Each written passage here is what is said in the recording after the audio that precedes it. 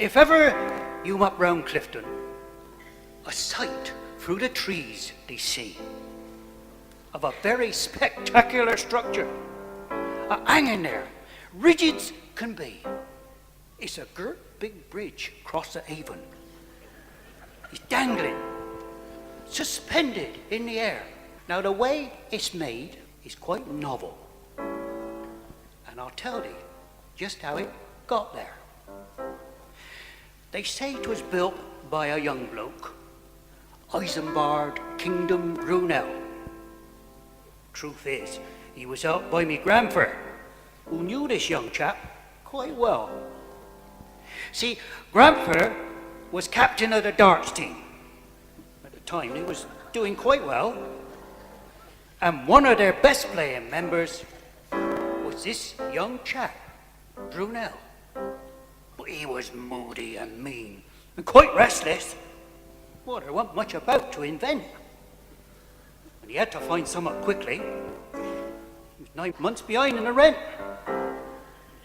In fact, he was quite suicidal, about to jump off the ridge, when he noticed that something was missing.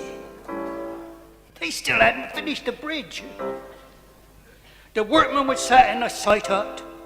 The kettle was just on the brew.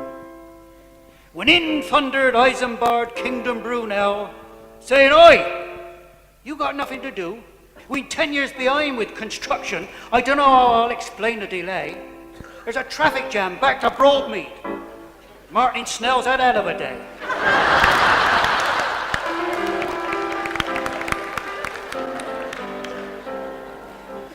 "Well, if you'd been there to help," said the foreman, "we'd have had it up in a jiff.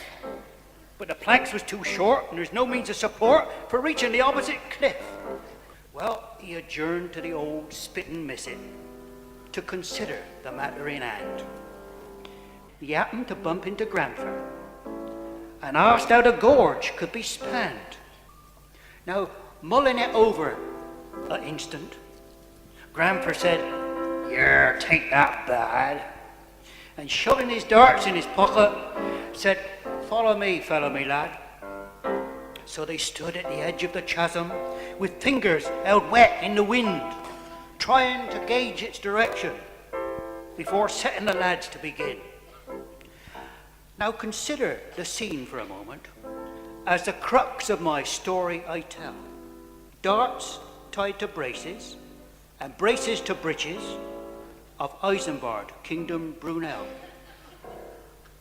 As Isambard clung to a tree stump, grandfather he threw from the heart. The strain elastic was really fantastic, and zing went the strings of his dart. Now the first one he threw, it didn't quite reach, and ricocheted into the docks. The second one bounced off the cliff face and brought down 2 tons of rocks. But the third one flew straight to the target, and grandfather said, "'Tis my belief that braces will form your suspension. Just dangle your bridge underneath."